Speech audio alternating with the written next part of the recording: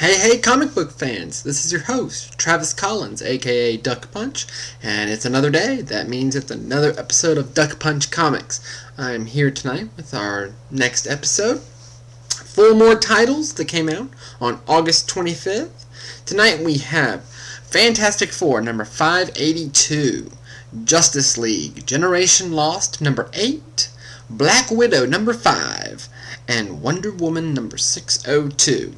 A lot to talk about. Got a little bit of a rant going to be in here, so we're going to jump right on into the reviews with Fantastic Four number 582, written by Jonathan Hickman with artwork by Neil Edwards. Now let's be clear here. This is not your grandpappy's Fantastic Four. It's a little hodgepodge, and it's a little... okay, it's a lot weird. But something big is definitely in the works here. And this is really starting to feel like a massive build-up. Now this issue concludes the adventure of Nathaniel Richards, Reed Richards, Mr. Fantastic's time-traveling father, who is trying to converge all of the other versions of himself that have spread out over the various time periods he visited into one single version of himself. To do this, he has recruited a college version of Reed himself, of Ben, and of Dr. Doom himself, to help him. The confrontation with the final and altogether evil version of Nathaniel Richards is bizarre and a little confusing, but it has nothing on the ending, which has the other two players in Nathaniel's scheme setting their own plan into motion with potentially game-changing results. Now, Jonathan Hickman loves big ideas. Whether it's entire shadow armies fighting beneath the radar of world governments or time-traveling super geniuses trying to build a better future. A lot of people don't like his work here because of the slow build toward some greater event. I do. I like that there is a sense of mystery and real wonder about just what's going to happen and how crazy all these hijinks are going to end up being. Edwards, the artist, is actually really good here. Most artists would struggle with the sheer amount of things to draw, but he really makes it clear. You can tell what's going on. High five, Mr. Edwards. Now, make no mistake, this is not a book about family of superheroes fighting the bad guys anymore. This is a book about some very deep cosmic crap. But if you have the patience to just wait to see where all this is going, I think you'll find a really solid story. That said, taken on its own, issues like this might be a little too obscure or outlandish to give a full nod to. Alright, next up, Justice League, Generation Lost, number 8, written by Judd Winnick, with art by Aaron Lapresti. I hope I pronounced that right. You know, this book utterly confuses me, and it confounds me. Aside from Judd Winnick's involvement, I have no reason to like this book. I've never been a fan of the Justice League International. I never really cared for Maxwell Lord. And I never really liked either of the crossover events that spawned this series. But in spite of all that, I find myself liking the series. Now, our heroes find themselves trapped inside the headquarters of Checkmate, the international spy agency, and surrounded by soldiers while still looking for the evil Max Lord. When they discover that Max has again given them the slip, they must fight their way through a group of soldiers trained to take down superhumans and escape in one piece. The issue ends with a series of very important heart-to-heart conversations, including a surprise appearance. Winnick is still telling a good story here, though I will point out that this is kind of getting repetitive to me. Lord is starting to look less like a super genius and more like the wascally wabbit to the JLI's Elmer Fudd. But again, it's not bad. It's just a little more... if they just would explain precisely what Lord is trying to do, it might inject a little bit more urgency into this. Lapresti is alright here. I wouldn't call him good, but he's alright.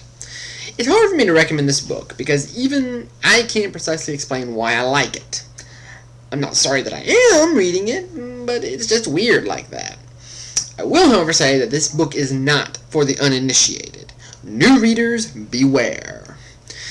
Next up, for Marvel again, Black Widow number 5, by Marjorie Liu with art by Daniel Acuna.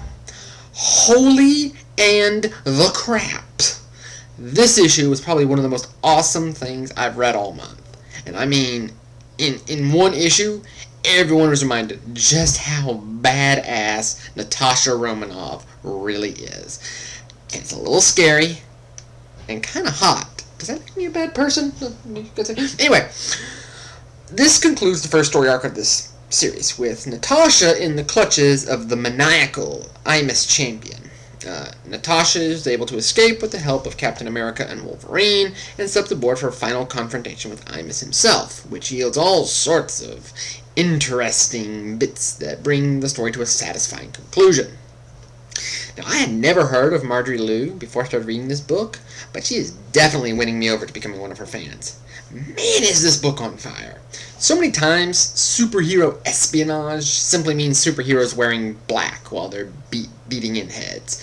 But this book really feels like something out of a 60s spy thriller. I'm really liking it. Acuna is always great. I really like him, and I really feel like he fits this series. If you are at all a fan of shows like Alias or Burn Notice, or if you like the James Bond movies, you will love this book. I highly, highly recommend it. Last up, Wonder Woman number 602 by J. Michael Straczynski with art by Don Kramer. Now, there has been a debate in comics for many, many years now over the relevance of Wonder Woman and whether or not she can cut it anymore in the comic book world. Since taking over this title with issue 600, Straczynski seems dead set on answering that question with an emphatic yes.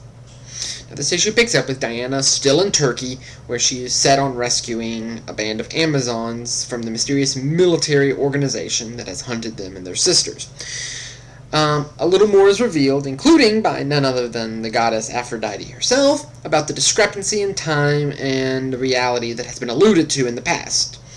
This issue ends with Diana doing her best impression of a certain Canadian mutant with claws that shall remain nameless, while the Amazons themselves escape.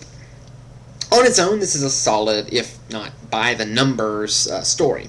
But as I alluded to a moment ago, there's this ongoing debate over the place of Wonder Woman in the pantheon of superheroes, especially at DC. Now, I like Wonder Woman. I think she is an interesting character.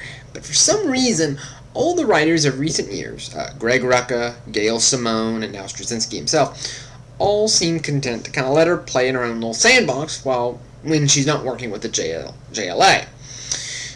I think this is a mistake.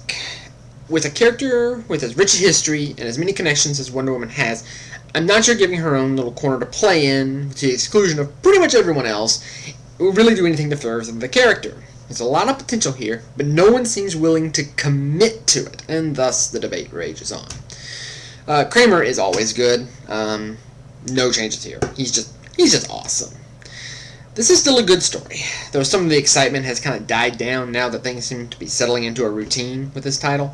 I just hope that there's a payoff that big names like Straczynski bring to the table.